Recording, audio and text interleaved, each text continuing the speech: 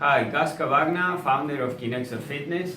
I'm here to show you what the method is about. I developed this thinking of my clients as a physio that I am and a trainer. I want them to achieve muscle gain and strength on a faster, more efficient way.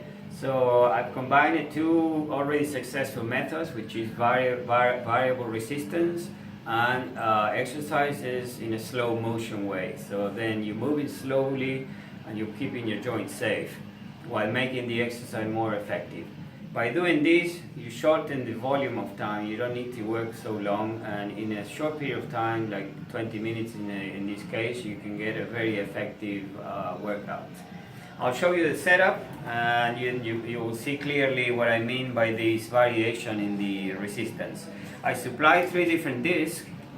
This is what granted us a patent on the mechanism.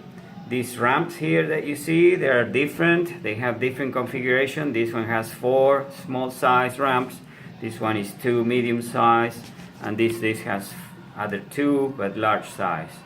So this will make the different challenge on the muscle during the exercise. I'm going to set up one of them, in this case the 4 small ramps. The way you install it is so that it clicks into place here.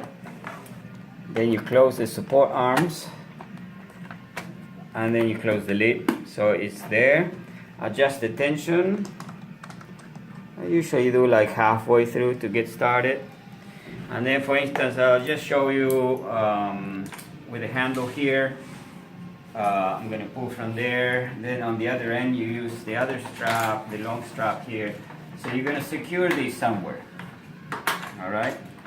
This can be on your feet, like we show in the website, in the different videos, or you can connect this to a tree, to a table leg, anywhere you want to fix the equipment, and you're going to pull from the other end.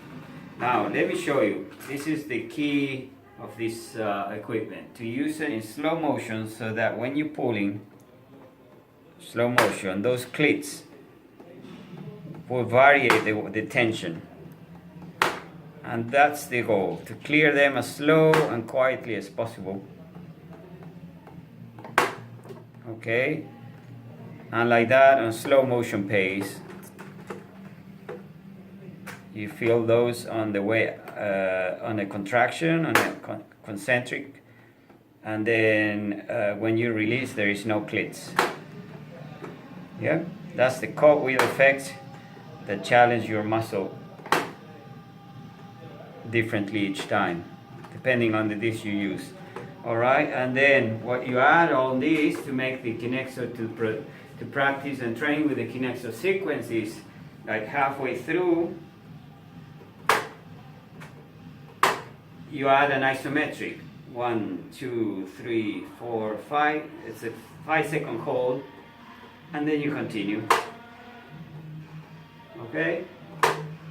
That's how you work. So the same principle applies. That's the Kinexor sequence.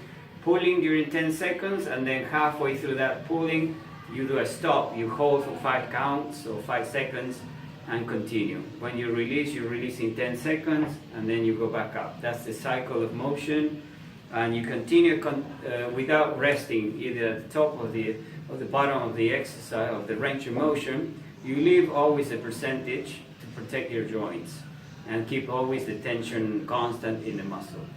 Okay, like that, you should achieve muscle failure within 8 to 10, 12 reps the most. You carry on doing 5, 6 exercises, 20 minutes, you should be done with your whole workout. Okay, have fun and enjoy.